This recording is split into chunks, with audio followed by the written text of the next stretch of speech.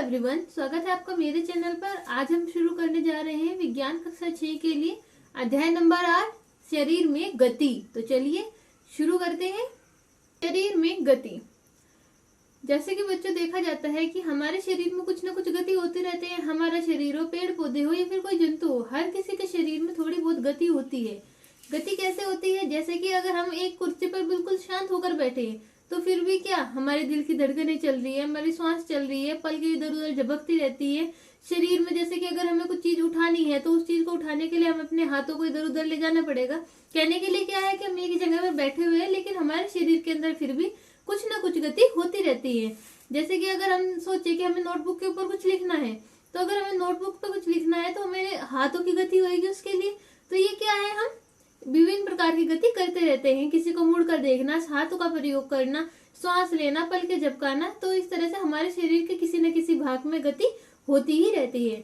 अगर हम सो भी रहे तो सोते समय में क्या है, हमारे दिल की धड़कनें चल रही है, अंदर का मेटाबॉलिज्म पूरा का पूरा चल रहा है। तो ये सारी प्रक्रिया क्या है, शरीर की गति ही होती है। जैसे कि ये सभी गति क्या होगी, बैठे बैठे। लेकिन इसके अलावा जैसे कि हम चलकर एक जगह से दूसरी जगह पर जाते हैं, कूदते हैं, खेलते हैं, तो उस समय भी हमारे पैरों की गति, हाथों की गति होती रहती है। तो इस तरह से हमारे शरीर के अंदर बहुत सारी गतियां हैं। जैसे कि अपने मित्रों, अध्यापकों एवं अभिभावकों से चर्चा करके हमें 8.1 सारणी को भरना है। तो चलिए देखते हैं क्या है सारणी के अंदर। इसके अंदर पहले दिया है जंतु, गमन में प्रयुक्त होने वाला अंग। जंतु कैसे गमन करता है, ये 3 चीजें भरनी है। जंतु कौन सा है? गाय पैर से गमन करती है। गमन कैसे होती है? चलती है वो। मनुष्य भी पैर का ही प्रयोग करता है, और वो भी चलता ही है। सांप संपूर्ण शरीर का रेंग कर गमन करता है। पक्षी पंखों का प्रयोग करता है, और चलने की बजाय पक्षी क्या करते हैं, उड़ते हैं। कीट पतंगे जो होते हैं वे भी पंखों का प्रयोग करते हैं और उड़ते हैं। मछली अपने संपूर्ण शरीर का प्रयोग कर क्या करती है, जल में तैरती है। तो चलिए आगे देखते हैं। इसके अलावा जैसे कि हम एक स्थान से दूसरे स्थान पर गमन करते हैं, चलना, टहलना, दौड़ना, छलांग मारना, रेंगना, तैरना, ये सारी क्या है, एक स्थान से दूसरे स्थान पर जाने के कुछ ढंग है, जिन्हें अलग अलग जानवर हो गए, मनुष्य हो गए, पक्षी हो गए, कीट हो गए, ये प्रयोग करते हैं। मानव शरीर एवं इसकी गतियां। जैसे कि हम अपने विद्यालय में शारीरिक व्यायाम करते हैं, खेलते कूदते हैं, तो इस समय हमारे शरीर के अंदर किस प्रकार की गति होती है? हमारे हाथ की गति होती है, पैर की गति होती है, लेकिन ये किस प्रकार की होती है?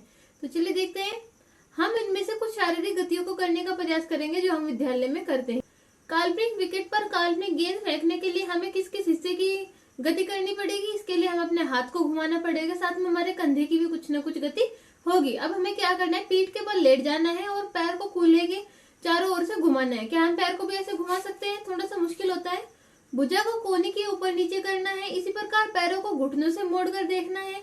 अपने हाथों को अपने पार्श्व में सीधा तानिए। भुजा को मोड़ते हुए अंगुली से कंधे को छुइए। आपने अपने हाथ का कौन सा भाग मोड़ा? हाथों को सीधा तानकर नीचे की ओर झुकने का प्रयास कीजिए। क्या आप ऐसा कर पाते हैं? अगर हम अपने हाथों को सीधा तानकर नीचे झुकने का प्रयास करें तो ये थोड़ा सा मुश्किल कार्य होगा। अपने शरीर में विभिन्न हिस्सों की गति करने का प्रयास कीजिए एवं प्रेक्षणों को सारणी में नोट कीजिए। क्या कारण है कि हम अपने शरीर के कुछ अंगों को स्वतंत्र रूप से किसी दिशा में घुमा सकते हैं, जबकि अन्य अंगों को केवल एक ही दिशा में घुमा सकते हैं? हम अपने शरीर के कुछ भागों को घुमाने में असमर्थ क्यों रहते हैं? तो इसमें हमें क्या करना है, इस क्रियाकलाप के अंदर हमें अपने हाथों को, पैरों को, कोहनी को, जो कंधे होते हैं उनको अलग अलग दिशा में गोल गोल घुमाकर देखना है। फिर हमें ध्यान पूर्वक ये अध्ययन करना है कि हमारा कौन सा हिस्सा पूरी गोलाई में घूम जाता है, कौन सा हिस्सा ऐसा है जो केवल एक ही दिशा में घूमता है, एवं इनका कारण क्या हो सकता है। तो इनका कारण होता है हमारे जॉइंट्स। तो देखते हैं टेबल के अंदर। शरीर का भाग, गर्दन पूर्णतः घूमता है? नहीं, गर्दन हमारी केवल आधी ही घूम पाती है, सिर्फ 180 डिग्री पर ही घूमती है। तो नहीं। अंश से घूमता मुड़ता है? हाँ। झुकती है? हाँ। उठता भी है, उठ भी जाती, जैसे कैसे झुक जाती है, उठ जाती है। गति बिल्कुल नहीं होती, ऐसा नहीं होता, गति होती है गर्दन में। जो हमारी कलाई होती है, कलाई हमारी क्या होती है, पूर्णतः गोल गोल घूम जाती है, झुकती है, उठती भी है, और गति इसके अंदर होती है। उंगलियां हमारी क्या है, पीछे को नहीं मिलती, तो पूर्णतः ये गोल गोल नहीं घूमती। अंश से मुड़ती है? हाँ। झुकती है, उठती है, बिल्कुल। घुटने हमारे अंश से मुड़ते हैं, झुकते हैं और उठते हैं।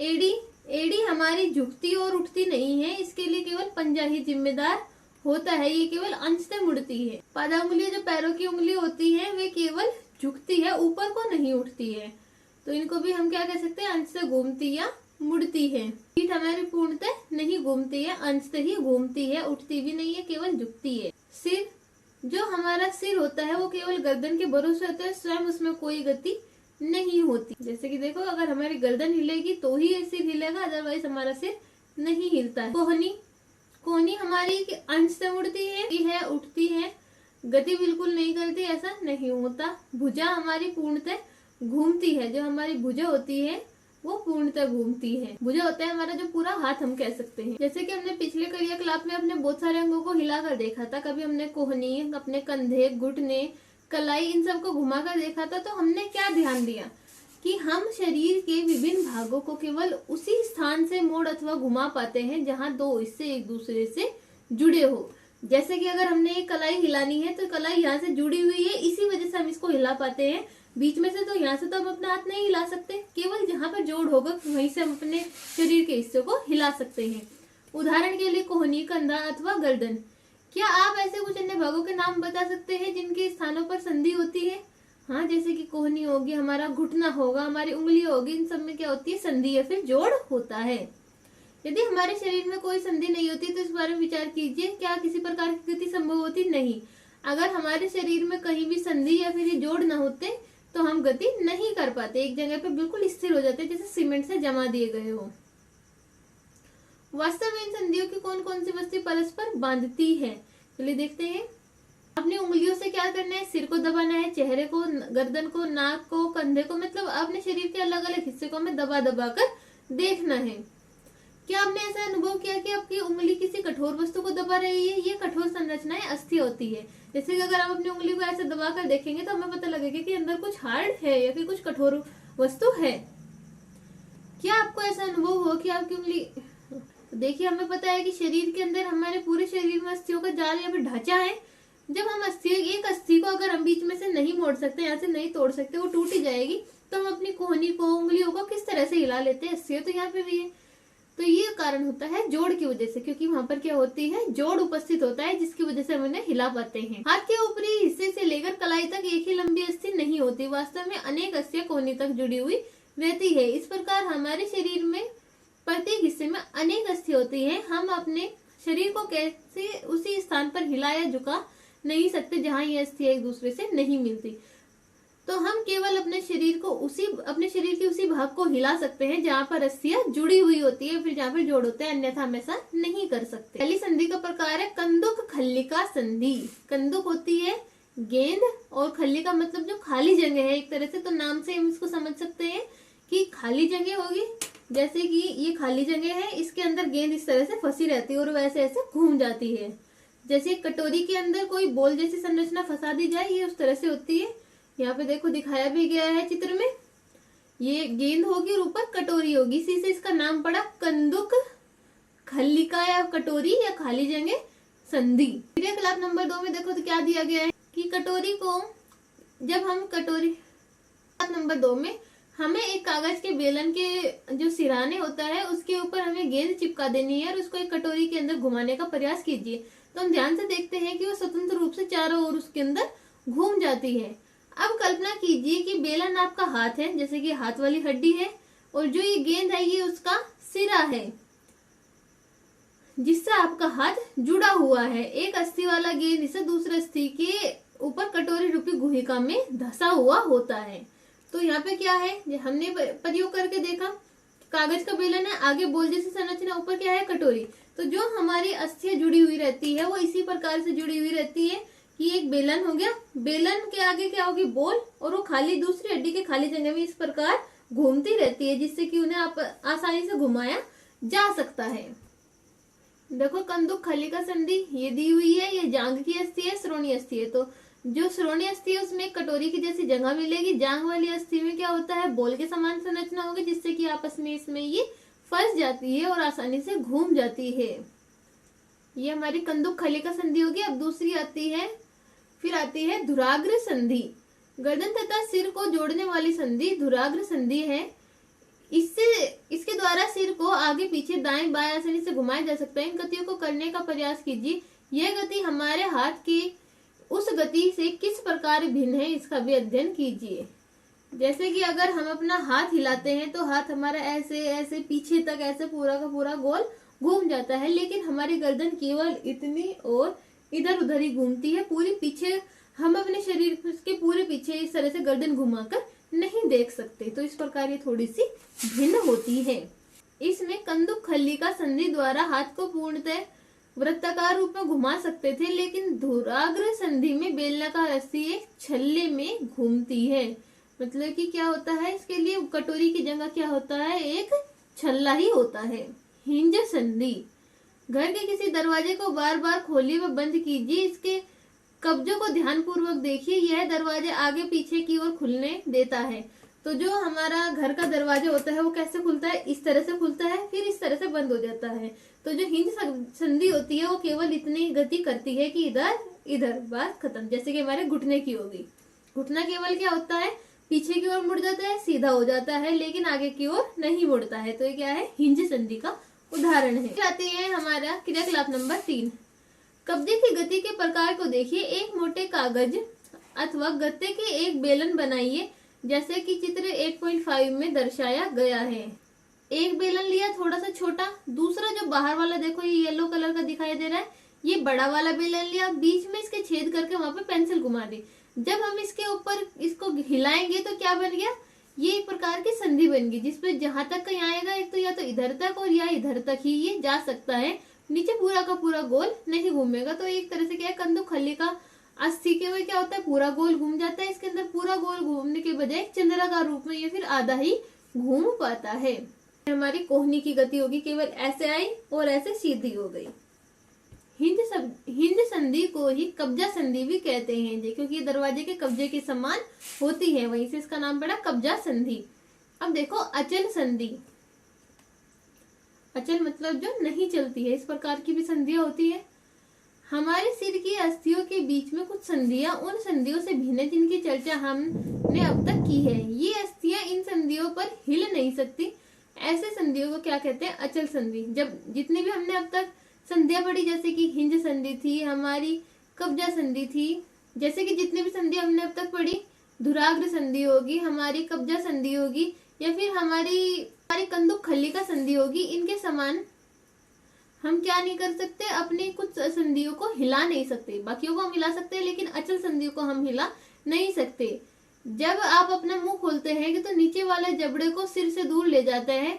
आप अपने ऊपर वाले जबड़े को हिलाने का प्रयास कीजिए। जैसे कि हम अपने मुंह खोलते हैं, ऐसे हमने आ कर लिया, तो जो नीचे वाला जबड़ा है ये हमारा गति करता है, लेकिन जो ऊपर वाला जबड़ा है उसको हम हिला नहीं सकते, क्योंकि जो ऊपरी जबड़ा होता है उसके मध्य तथा हमारा जो खोपड़ी होती है, कपाल होती है, उसके मध्य हमारी अचल संधि पाई जाती है, जो गति नहीं करती। हमने केवल कुछ संधियों की ही चर्चा की जो हमारी अस्थियों को एक दूसरे से जोड़ती है। हमारे शरीर में विभिन्न अंगों को विभिन्न आकृति कौन प्रदान करता है। तो अब तक तो हमने क्या किया, जो कंकाल तंत्र का भाग था वो क्या, जितनी भी हमारी अस्थियां थी जिनकी वजह से हमारे हाथ पैर गति करते हैं, या फिर हम चल पाते हैं, सामान उठा पाते हैं, कुछ भी कर सकते हैं। लेकिन इसके अलावा भी हमारे शरीर में और भी आकृति है। जैसे कि हमारा ढांचा है, किस चीज के ऊपर खड़ा है, ये हमारा हड्डियों के ढांचे के ऊपर खड़ा होता है। हमारे शरीर के विभिन्न अंगों को विभिन्न आकृति कौन प्रदान करता है। जैसे कि अगर आपको कोई गुड़िया बनानी है तो उसके पहले क्या करेंगे, गुड़िया की आकृति प्रदान करने के लिए क्या करेंगे, पहले एक ढांचा तैयार करेंगे, उसके ऊपर हम फिर सुंदर सुंदर कपड़े पहनाएंगे, फिर रुई लगाएंगे, फिर मिट्टी लगाएंगे, जिस भी चीज से हमें गुड़िया बनानी है। लेकिन इसके लिए सबसे पहले क्या करना पड़ेगा, हमें ढांचा तैयार करना पड़ेगा। हमारे शरीर की सभी अस्थियां ठीक इसी प्रकार शरीर को सुंदर आकृति प्रदान करने के लिए ढांचे का निर्माण करती है। इस ढांचे को ही क्या कहते हैं, कंकाल कहते हैं। जैसे कि चित्र में दर्शाया गया है, ये क्या है, हमारा हड्डियों का ढांचा, और इसको क्या कहते हैं, कंकाल तंत्र कहते हैं। मानव कंकाल भी इसको कह सकते हैं। हम कैसे जानते हैं कि यह मानव कंकाल की आकृति है। हम शरीर के विभिन्न अस्थियों की आकृति के विषय में किस प्रकार जान पाएंगे। शरीर के कुछ अंगों में मौजूद अस्थियों और उनकी संख्या तथा आकृति के बारे में हम तब पता चलता है जब हम उसका अनुभव करते हो। एक्सरे चित्र से हमें शरीर की सभी कठोर अस्थियों की आकृति का पता चल जाता है। हमें कैसे पता चला कि ये मानव कंकाल है? तो इसके लिए क्या है, अगर हम अपने शरीर का एक्सरे कराने जाते हैं, जैसे कि किसी की हड्डी टूट जाती है, चोट लग जाती है, तो उसकी हड्डी का एक्सरे होता है, वो टूटी हुई नहीं है इसका पता लग जाता है। लेकिन एक्सरे से हम अपने पूरे स्वस्थ शरीर का भी पूरा का पूरा ढांचे का पता लगा सकते हैं, क्योंकि जो कठोर वाला हिस्सा होता है उसके आकृति का पता एक्सरे के माध्यम से चल जाता है।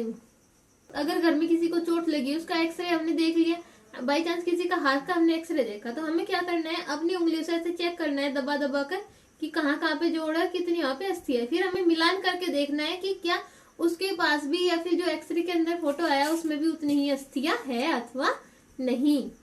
अपनी उंगलियों को मोड़िए। क्या आप इन्हें प्रत्येक संधि स्थल पर मोड़ सकते हैं? अपनी मध्यमा में, आपके मध्यमा में कितनी अस्थियां हैं? अपनी हथेली के पीछे वाले भाग को स्पर्श करके अनुभव कीजिए।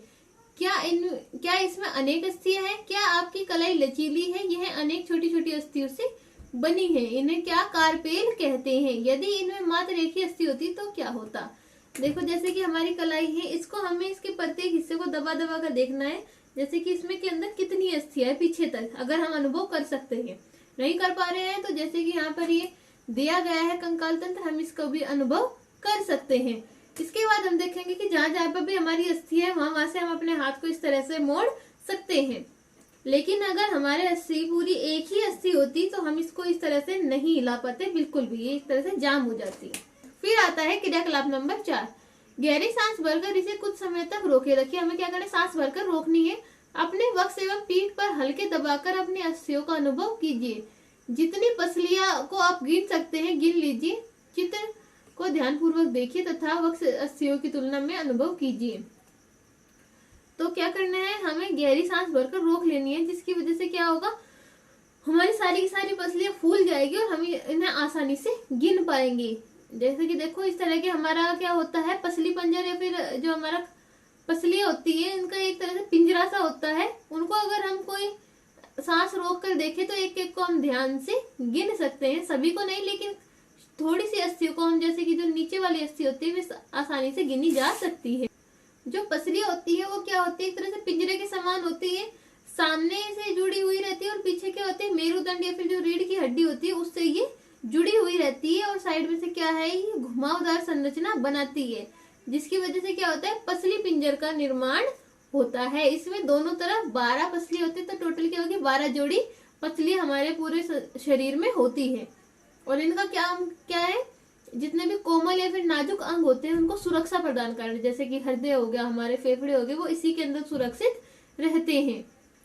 अभी हमें एक और काम करके देखना है कि अपने किसी मित्र को बोलो कि अपने पैरों की उंगलियों को बिना घुटने मोड़े टच करे। उसके बाद हमें उसकी रीढ़ की हड्डी को देखना है। रीढ़ की हड्डी को हमें गर्दन से लेकर नीचे तक छूकर देखना है, क्या ये चिकनी समतल अखंड है? नहीं, जो रीढ़ की हड्डी होती है चिकनी समतल नहीं होती है, वो बीच में से उठी उठी उभरी हुई, उसके अंदर अनेक उभार होते हैं। गर्दन से प्रारंभ कर पीठ के नीचे तक लेकर जाएंगे अगर हम अपनी उंगलियों को, ध्यान पूर्वक हम मेरुदंड की संरचना को अनुभव कर सकते हैं। इसके अंदर अनेक छोटी छोटी अस्थियां होती है, जिन्हें क्या कहते हैं, कशेरुका कहते हैं। जैसे कि चित्र में दिखाई दे रही है, छोटी छोटी अनेक अस्थियां मिलकर एक लंबे मेरुदंड का या फिर हमारी रीढ़ की हड्डी का निर्माण करते हैं। पसली पंजर होता है वो इन्हीं के सामने से इस तरह से जुड़ा हुआ रहता है। यदि मेरुदंड केवल एक ही अस्थि का बना होता तो आप झुक नहीं सकते या फिर कोई भी व्यक्ति झुक नहीं पाता। ये अनेक अस्थियों का बना रहता है, इसी वजह से हम इनके सहारे झुक पाते हैं।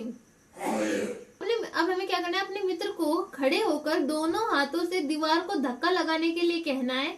उसे कहिए कि वह अपने हाथों से दीवार पर धक्का लगाए। क्या आपको उसके कंधों के समीप उभरी हुई अस्थियां दिखाई दी? जैसे ही अगर कोई व्यक्ति दीवार के सहारे धक्का लगाता है तो जो पीछे वाली ये अस्थि होती है, जिनको शोल्डर ब्लेड कहते हैं, ये उभरी हुई दिखाई देती है, जिनको कंधे की अस्थियां भी कहती है। संरचना श्रोणीय अस्थि की है। अब आएगा हमारा चित्र 8.13 श्रोणीय अस्थियां। तो देखो, ये जो अस्थि होती है ये श्रोणीय अस्थियों की होती है। ये बॉक्स के समान एक ऐसी संरचना होती है जो आपके अमाशय के नीचे पाए जाने वाले विभिन्न अंगों की रक्षा करती है। यह कूल्हे वाला एक हिस्सा होता है जिसके सहारे आप बैठते हैं। जो मनुष्य खड़े होते हैं या बैठते हैं वो कूल्हे की हड्डी के सहारे ही बैठते या खड़े होते हैं। अब आते हैं खोपड़ी। आपकी खोपड़ी अनेक अस्थियों के एक दूसरे से जुड़ने से बनती है। यह हमारे शरीर के अति महत्वपूर्ण अंग मस्तिष्क को परिबद्ध करके उसकी सुरक्षा करती है। तो जो खोपड़ी होती है, खोपड़ी के अंदर ही क्या होता है, हमारा मस्तिष्क सुरक्षित रहता है। अगर खोपड़ी की हड्डी ना होगी तो मस्तिष्क पे कोई भी चोट मार देगा, और मस्तिष्क क्या है, हमारे शरीर का मुख्य अंग है, उसी के सारी प्रक्रियाएं चलती हैं। तो उसकी सुरक्षा के लिए क्या होती है, खोपड़ी होती है। अब देखो, हमने अस्थियों के बारे में, संधियों के बारे में तो चर्चा कर ली, लेकिन इनके अलावा भी कुछ और अंग होते हैं जो हड्डियां तो नहीं होते, लेकिन क्या होते हैं, कुछ कठोर भी होते हैं, मोड़ा भी जा सकते हैं, बहुत ज्यादा कठोर नहीं होते। इनको क्या कहते हैं, उपास्थि कहते हैं। अपने कान को स्पर्श करिए, क्या आपको किसी कठोर अस्थि भाग का अनुभव करते हैं जिसे मोड़ा जा सके? अगर हम अपने कान को देखें तो कान के अंदर क्या होता है, लचीला सा पदार्थ होता है जिसको हम मोड़ सकते हैं, लेकिन ये इतना नर्म भी नहीं होता कि जैसे स्किन हो, स्किन से ज्यादा कठोर होता है। तो ये क्या है, जिसको हम पकड़कर हमें टाइट अनुभव होता है, ये होता है हमारी उपास्थि। अगर हमने नीचे कर्णपाली, जहाँ पे हम इयरिंग पहनते हैं, उसको दबाकर देखो, और एक हम ऊपर से दबाकर देख रहे हैं, तो इन दोनों में हमें कुछ अंतर अनुभव होता है। जो ये अंतर होता है, ये उपास्थि की उपस्थिति के कारण ही होता है। हमने देखा कि मानव कंकाल अनेक अस्थियों, संधियों एवं उपास्थियों से मिलकर बना होता है। क्या आप इनमें बहुत से, हमने अपने शरीर के उन अस्थियों एवं उनके संधियों के विषय में जानकारी प्राप्त कर ली है जो विभिन्न प्रकार की गति करके हमारी सहायता करती है। अस्थियों को इस प्रकार की गति करने योग्य कौन बनाता है, आइए पता लगाते हैं। तो इस क्रियाकलाप में हमें क्या करना है, हमें अपने हाथ की मुट्ठी बनानी है, मुट्ठी को कंधे से लगाकर देखना है, फिर एक हाथ से यहाँ से छू कर देखना है। क्या होता है कि यहाँ से हमें कुछ उभार या फिर कठोर पार्ट दिखाई देता है, लेकिन जैसे हम अपने हाथ को खोल देते हैं तो ये जो कठोर पार्ट होता है ये फिर से नर्म बन जाता है। तो ये जो कठोर हुआ था वो क्या है, पेशी, जो कि संकुचित होने के कारण उभर गई थी। चलते अथवा भागते समय अपने पैरों की पेशियों में भी विभिन्न प्रकार के संकुचन देख सकते हैं। संकुचन की अवस्था में पेशी छोटी, कठोर एवं मोटी हो जाती है, यह अस्थि को खींचती है। संकुचन होता है सिकुड़ना, जब हमारी पेशी सिकुड़ेगी या फिर जैसे भागते समय, चलते समय, दौड़ते समय, तो क्या होते हैं, ये अस्थि को भी अपने साथ खींच कर ले जाती है। इसी वजह से क्या हो जाती है, छोटी, मोटी, कठोर हो जाती है और अस्थि को खींचती है। यहाँ पर क्या बताया गया है कि अगर हमारी किसी अस्थि को गति करनी है तो गति करने के लिए क्या करना पड़ेगा, कम से कम भी 2 पेशियों का इस्तेमाल होगा। एक पेशी, जैसे कि अगर हमें आगे की तरफ को गति करनी है तो जो पीछे वाली पेशी है वो टाइट हो जाएगी, ऊपर वाली ढीली हो जाएगी। तो जिस तरह को ढीली होगी हमारी अस्थि उस साइड को मुड़ जाएगी। इसी तरह से अगर पीछे को पैर लाना है तो ये टाइट हो जाएगी, ये वाली लूज हो जाएगी, अस्थि इस तरफ को चलने लगेगी। तो इसी तरह से ये प्रक्रिया इतनी तेजी से होती है कि एक को अलग अलग बताने की जरूरत नहीं है। केवल मांसपेशी है, इसको ऐसे आगे पीछे कर करके अस्थि को आगे ले जाती है और वह उसको पीछे लाने का कार्य करती है। क्या गति के लिए हमेशा अस्थियों एवं पेशियों की आवश्यकता होती है? दूसरे जंतु किस प्रकार चलते हैं? क्या सभी जंतु में अस्थियां पाई जाती है? केंचुए अथवा घोंगे में क्या होता है, ये कुछ जंतुओं का गति का अध्ययन करें। तो ये तो थी जो मनुष्य के अंदर गतियां पाई जाती हैं, लेकिन इनके अलावा भी क्या होते हैं, कुछ अन्य जंतु भी होते हैं जिनके अंदर हड्डियां नहीं होती, तो वे गति कैसे करते हैं? जैसे कि घोंगे हो गए, केंचुए हो गए, सांप, चलो सांप के अंदर तो हड्डी होती है, लेकिन घेंगे हो गए, केंचुए हो गए, इनके अंदर कोई भी हड्डी नहीं होती, फिर भी ये गति करते हैं। तो देखते हैं इनकी गति किस प्रकार की होती है। जंतुओं की चाल में आता है पहला केंचुआ। क्रियाकलाप नंबर 5। क्रियाकलाप नंबर 5, इसमें हमें एक गार्डन से केंचुआ लेकर आना है। केंचुए को हमें एक जो खुरदरी सतह होती है इसके लिए हम फिल्टर पेपर ले सकते हैं, तथा दूसरी चिकनी सतह जिसके लिए कांच का टुकड़ा या टाइल का टुकड़ा ले सकते हैं। दोनों पर चलाकर देखना है और अध्ययन करना है क्या दोनों गति में कोई ना कोई अंतर है। ऊपर की 2 सतहों में से किसी केंचुए को आसानी से चल सकता है, इसका हमें अध्ययन इसके अंदर करना है। तो देखना है क्या, केंचुए के शरीर एक सिरे से दूसरे सिरे से सटकर रखे गए हैं, अनेक छल्लों से बना हुआ प्रतीत होता है। अगर हम ध्यान से देखें तो जैसे कि देखो यहाँ पे दिखाई दे रहा है, जो केंचुए का शरीर है इस तरह से होता है कि जैसे बहुत सारे ऐसे छल्ले के मिलकर बना हुआ हो। केंचुए के शरीर में अस्थियां नहीं होती, परंतु इसमें पेशियां होती है जो इसके शरीर के घटने बढ़ने में सहायता करती है। तो जो केंचुआ होता है कैसे करता है, ऐसे बढ़ा, फिर सारी की सारी उसकी पीछे की स्केल इकट्ठी होगी, फिर आगे से बढ़कर चला जाता है। तो इस तरह से ही वो चलता है। तथा देखा गया है कि जो भी खुरदरी सतह है उनके ऊपर केंचुआ तेजी से चलते हैं और चिकनी सतह पर उतनी तेजी से नहीं चल पाता है। चलने के दौरान केंचुआ अपने शरीर के पश्च भाग को भूमि से जकड़े रहता है तथा अग्रभाग को फैलाता है। इसके बाद अग्रभाग से भूमि को पकड़ता है, वह पश्च भाग या पीछे वाले भाग को स्वतंत्र कर देता है।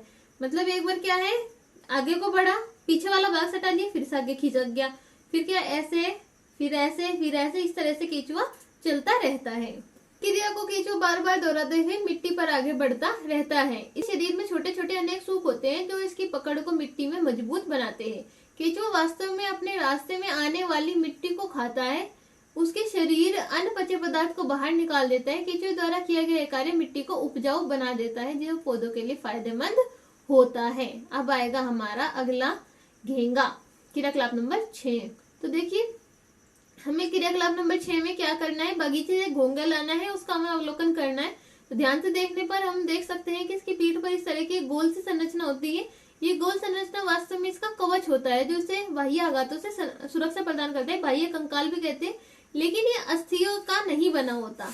यह कवच एकक एकल होता है। यह घोंगे को चलने में सहायता नहीं करता, बल्कि घोंगे को इसे अपने साथ खींचना पड़ता है। घोंगे को कांच की पट्टी का पर रखना है। फिर इसको क्या करना है, जब ये चलना प्रारंभ करे तो इसको अपने सर से ऊपर उठाकर कांच के नीचे से हमें देखना है कि किस प्रकार से ये चल रहा है। इसका प्रेक्षण हमें करना है, फिर अध्ययन करना है कि देखना है ध्यान से।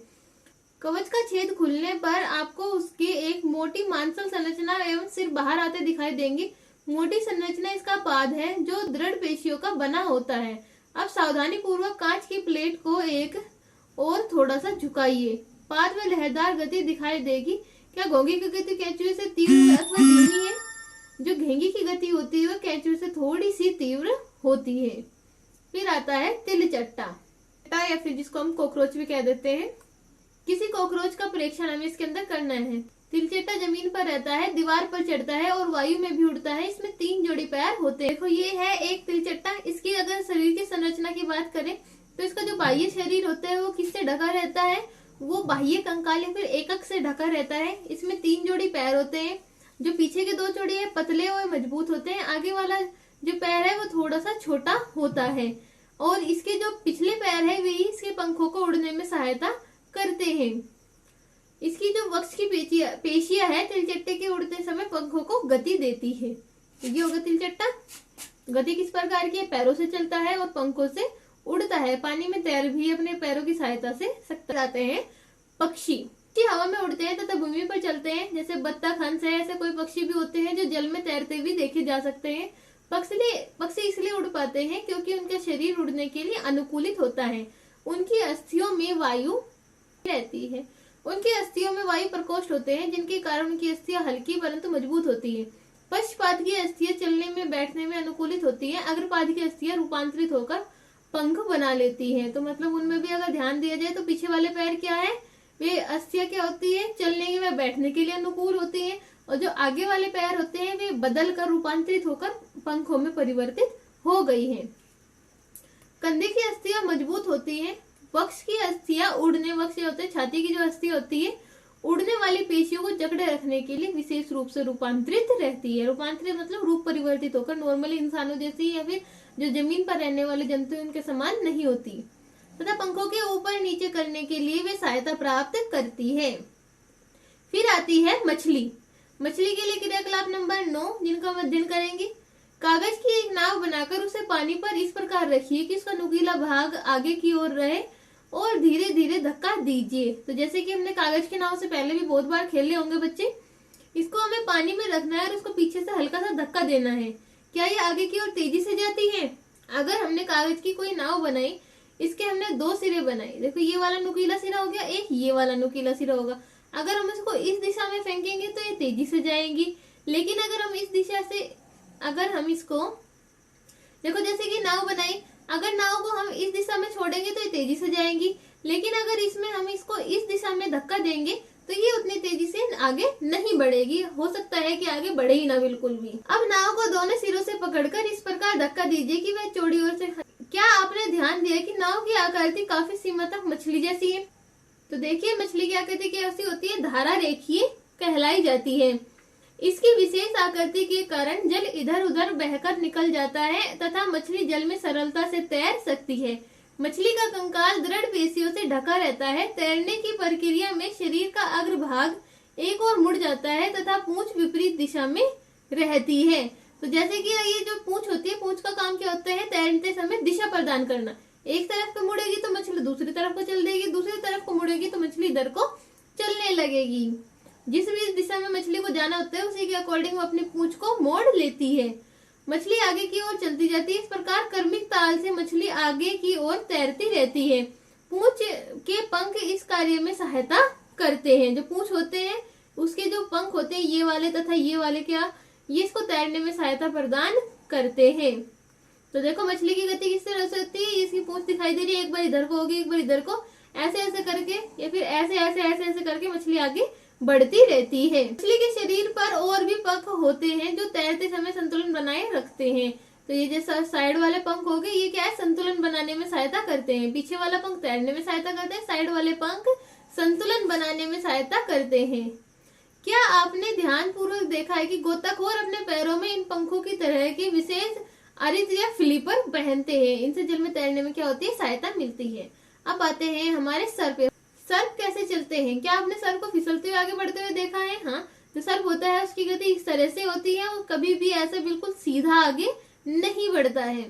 जो सांप का मेरुदंड होता है, फिर जो उसकी रीढ़ की हड्डी होती है काफी लंबी होती है। जो शरीर की पेशियां बहुत ज्यादा बारीक है और बहुत अधिक संख्या में होती है, छोटी छोटी बहुत अधिक होती है और आपस में जुड़ी हुई रहती है। पेशियां, मेरुदंड, पसलियां एवं त्वचा भी एक दूसरे से जुड़ती है। सर्प का जो शरीर होता है अनेक वलय में मुड़ा रहता है। वलय मतलब जैसे कि एक वलय ये हो गया, एक वलय ये हो गया, एक वलय ये हो गया। तो इस तरह से 3 वलय, जितना लंबा सांप होगा उतनी ज्यादा इस तरह से वलय में शरीर इसका मुड़ा हुआ रहता है। प्रत्येक वलय आगे की ओर धक्का देता है। तो पहले सांप ऐसा आया, इतना इस आगे चला गया, फिर आगे वलय बना लिया, फिर आगे खिसक गया। तो इस तरह से इस सांप क्या होता है, वलय बनाकर पीछे वाले वलय आगे को धक्का देते रहते हैं। इन्हीं के कारण बहुत तेज गति से जो सांप होता है आगे सरल रेखा में चलता है। इन्हीं के कारण जो सांप होता है आगे बहुत तेजी से बढ़ता है, किंतु एक सीधी रेखा में न बढ़कर इस तरह से बढ़ता है। हमने विभिन्न जंतुओं की गति प्रदान करने वाली अस्थियों एवं पेशियों के विषय में जानकारी प्राप्त कर ली है। पहली एवं भुजा के पिटारे में विभिन्न जंतुओं की गतियों के संबंध में अनेक प्रश्न हैं। इस प्रकार हमने मस्तिष्क के उन प्रश्नों को देखो, इस चैप्टर में हमने विभिन्न प्रकार की गतियों का अध्ययन कर लिया है। हमने मनुष्य की गति का अध्ययन कर लिया है, हमने पशु पक्षियों की गति का अध्ययन कर लिया है, सांप की, मछली की, इन सब की गति का हमने अध्ययन कर लिया है। अब देखते हैं क्या दिया गया है। ग्रीक दार्शनिक अरस्तु ने अपनी पुस्तक गेट ऑफ एनिमल्स में स्वयं अपने आप से अनेक प्रश्न पूछे थे। विभिन्न जंतुओं के शरीर में विभिन्न भाग क्यों होते हैं? यह विशेष अंग उन जंतुओं की विशेष गति में किस प्रकार सहायता करते हैं? तो इन प्रश्नों के उत्तर हमें देखने हैं। प्रसिद्ध ग्रीक दार्शनिक अरस्तु ने अपनी पुस्तक गेट ऑफ एनिमल्स में स्वयं अपने आप से अनेक प्रश्न पूछे थे। जो प्रश्न आप भी अपने आप से पूछ सकते हो, जैसे कि देखो, जो जंतु होते हैं उनकी गति किस प्रकार की होती है, कौन कौन से अंग होते हैं जो गति में सहायता करते हैं, इन शारीरिक अंगों में क्या क्या समानताएं होते हैं, विभिन्न जंतुओं के शारीरिक अंगों में क्या क्या समानताएं होते हैं, प्रत्येक जंतु को चलने का ढंग भिन्न क्यों होता है, या फिर मानव के 2 पैर क्यों होते हैं, गाय भैंस के 4 पैर क्यों होते हैं, पक्षियों के पंख क्यों होते हैं, कुछ संपादी होते हैं, पैरों के मोड़ने के ढंग हाथों की तुलना में अलग क्यों होते हैं। इन बहुत सारे प्रश्नों के उत्तर उन्होंने पूछे थे या फिर प्रश्न पूछे थे, जिनमें से काफी का उत्तर तो हम इन क्रियाकलापों के द्वारा पता कर सकते हैं। अब कुछ और प्रश्न है जिनकी हमें उत्तरों की खोज करनी है। तो देखते हैं, पहले पाठ के कुछ प्रमुख शब्द आ गए हैं, इनको ध्यान में देखते हैं। मेरुदंड, रीढ़ की हड्डी, कंदुक खल्ली का अस्थि, जो बॉल और सॉकेट वाली होती है, जिसमें एक साइड बॉल के समान संरचना होती है और एक साइड खाली जगह होती है, जिसके अंदर अस्थि आसानी से गति कर सकती है। उपास्थि, जो अस्थि के समान या फिर अस्थि से नर्म हिस्सा होता है, जैसे कि जो कान का कठोर हिस्सा है, ये हमारा क्या कहलाता है, उपास्थि, लचीली होती है और ढांचा प्रदान करती है। गुहिका होती है खाली स्थान। अचल संधि, वे संधियां जो हिल नहीं सकती है, जिनमें गति नहीं होती है, वे अचल संधि होती है। जैसे कि हमारे ऊपरी जबड़े को जो खोपड़ी से जोड़ने वाली अस्थि होती है वो अचल संधि है। जंतुओं की चाल, जंतुओं के चलने के विभिन्न ढंग को जंतुओं की चाल कहते हैं। हिंज संधि को कब्जा संधि भी हम कह सकते हैं, जैसे कि जो गेट के कब्जे के समान होते हैं, जिस तरह गेट इधर आधा ही घूमता है आधा ही बंद होता है, तो वो क्या है, हिंज संधि होती है। पेशी हमारे शरीर की वो रचना होती है जो अस्थियों को गति प्रदान करने का कार्य करती है। बाह्य कंकाल, वे कंकाल का वो हिस्सा या फिर जो ढांचे का वो हिस्सा जो बाहर की साइड होता है, जैसे कॉकरोच में बाहर होता है, घेंगे के ऊपर का जो गोल हिस्सा उसका कवच होता है, वो बाह्य कंकाल कहलाता है। मनुष्य के शरीर में जो हमारे बाल हो गए, नाखून हो गए, वो बाह्य कंकाल होते हैं। श्रोणीय अस्थियां, श्रोणीय अस्थि जो हमारी कूल्हे की अस्थि होती है वो श्रोणीय अस्थि कहलाती है। धुराग्र संधि वो संधि होती है जिसके अंदर एक बेलन के समान संरचना होगी, फिर एक अर्ध बेलनाकार और इसके ऊपर एक पेंसिल फंसा के अगर देखें तो ये जो आधी या फिर चंद्राकार रूप में, धुराग्र संधि वो होती है जिसमें चंद्राकार रूप में गति होती है, जैसे कि हमारी घुटने की जो संधि हो गई। पसली पिंजर, पसलियों का जो ढांचा होता है पिंजरे के समान संरचना बना लेता है, उसको हम पसली पिंजर कहते हैं। कंधे की अस्थियां, शोल्डर ब्लेड, जो हमारे कंधे के पीछे अगर एक मनुष्य को हम दीवार के सामने हाथ से जोर लगवाए तो पीछे की जो कमर की अस्थियां होती है या जो कंधे की अस्थियां उभर जाती है उनको हम क्या कहते हैं, कंधे की अस्थि कहते हैं। कंकाल, जो मनुष्य का अस्थियों का ढांचा होता है उसको कंकाल कहते हैं। धारा रेखीय, जो एक धारा रेखा में होते हैं, जैसे जो मछली के शरीर की संरचना है वो धारा रेखित होती है। मछली के शरीर की संरचना धारा रेखित होते हैं, जिसमें क्या होता है, आगे से नुकीला, पीछे से नुकीला और बीच में से बड़ा हिस्सा होता है। तो अब आ जाता है पाठ का सारांश। अस्थि एवं अस्थि मानव कंकाल बनाते हैं, ये शरीर का पिंजर बनाते हैं तथा इसकी एक आकृति भी देते हैं। कंकाल चलने में सहायक है, आंतरिक अंगों को सुरक्षा प्रदान करता है। मानव कंकाल खोपड़ी, मेरुदंड, पसलियों, वक्ष की अस्थि, कंधे एवं श्रोणी मेखला तथा हाथ एवं पांव की अस्थियों से बना होता है। पेशियों के जोड़े के एकांतर क्रम में सिकुड़ने व फैलने से अस्थियों में गति होती है। अस्थियों की संधियां अनेक प्रकार की होती है, यह संधि की प्रकृति तथा गति दिशा देने में सहायता करती है। पक्षियों की दृढ़ पेशियों तथा हल्की अस्थियां मिलकर उन्हें उड़ने में सहायता करती है, ये पंखों को फड़फड़ाकर उड़ते हैं। मछली शरीर के दोनों ओर एकांतर क्रम में वलय बनाकर जल में तैरती रहती है। सर्प अपने शरीर के दोनों एकांतर क्रम में वलय बनाते हुए भूमि पर वलयाकार गति करता हुआ आगे फिसलता चला जाते हैं। बहुत सारी अस्थियां जिससे जुड़ी पेशी शरीर को आगे धक्का देने का कार्य करती है। तिलचट्टा का शरीर एवं पैर कठोर आवरण से ढके होते हैं, ये बाह्य कंकाल बनाता है। वक्ष की पेशियां 3 जोड़ी पैरों व 2 जोड़ी पंखों से जुड़ी होती है, जो तिलचट्टे को चलने में सहायता करती है। केंचुओं की गति शरीर की पेशियों में बारी बारी विस्तरण एवं संकुचन से होती है।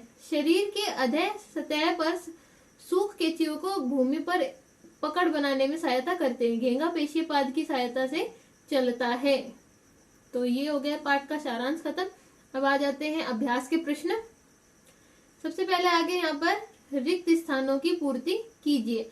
अस्थि की संधियां शरीर को गति में सहायता करती है। तो जो अस्थि की संधि होती है शरीर को गति करने में क्या करती है, सहायता करती है। अस्थियां एवं उपास्थियां संयुक्त रूप से शरीर का ढांचा बनाती है। कोहनी की अस्थि कंधे की अस्थि से जुड़ी रहती है। गति करते समय पेशियों के संकुचन से अस्थियां खींचती है। अब हमें ये ट्रू फॉल्स करने हैं। सभी जंतुओं में गति एवं चलन बिल्कुल एक समान होता है, नहीं। उपास्थि अस्थि की अपेक्षा कठोर होती है, नहीं। उपास्थि अस्थि की अपेक्षा लचीली होती है, नर्म होती है। अंगुलियों की अस्थियों में संधि नहीं होती। अंगुली की अस्थि में तो बहुत सारी संधियां होती है, उंगलियों की अस्थि में तो बहुत सारी संधि होती है, तो ये भी गलत हो गया। अग्रभुजा में 2 अस्थियां होती है। अग्रभुजा जो होती है हमारी, इसमें 2 अस्थि होते हैं, हाँ, एक रेडियस और एक अल्ना। तिलचट्टा में बाह्य कंकाल पाया जाता है, हाँ, तिलचट्टा कॉकरोच में बाह्य कंकाल पाया जाता है, जिससे उसके पैर व पूरा शरीर ढका रहता है। अब हमें मिलान करना है कॉलम 1 को 2 में। ऊपरी जबड़ा एक अचल संधि है। मछली क्या करती है, धारा रेखीय शरीर मछली का होता है। पसलियां क्या होती है, हृदय को सुरक्षा प्रदान करती है। हृदय होगा, जो हमारे फेफड़े हो गए, जितने भी कोमल अंग इसके अंदर आ जाते हैं, हमारे चेस्ट में होते हैं, उन सबको पसलियां सुरक्षित रखती है।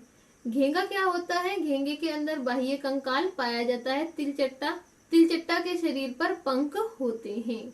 तो ये हो गया हमारे क्वेश्चन नंबर 4। आ गया अब कंदुक खलिका संधि क्या है। कंदुक खलिका संधि एक इस प्रकार की संधि होती है जिसमें एक हड्डी की कंदुक खलिका संधि क्या है। कंदुक खलिका संधि एक प्रकार की संधि होती है जिसमें 2 हड्डी आपस में जुड़ती है। एक हड्डी के सिरे पर गोल या फिर गेंद के समान संरचना होती है तथा दूसरी के हड्डी का जो सिरा होता है वो थोड़ा सा खोखला होता है, जिसमें आसानी से फंस जाती है। कपाल की कौन सी अस्थि गति करती है। कपाल की केवल नीचे वाला जो जबड़ा होता है वो ही गति करता है। कोहनी पीछे की ओर क्यों नहीं मुड़ सकती, क्योंकि वहां पर कब्जा संधि पाई जाती है और कब्जा संधि के कारण केवल वो आधे ही दिशा में, एक ही दिशा के अंदर मुड़ सकती है, दोनों दिशा में नहीं। तो पार्ट नंबर 8 शरीर की गति यहाँ पर समाप्त होता है। वीडियो पसंद आए तो लाइक शेयर सब्सक्राइब करें। धन्यवाद।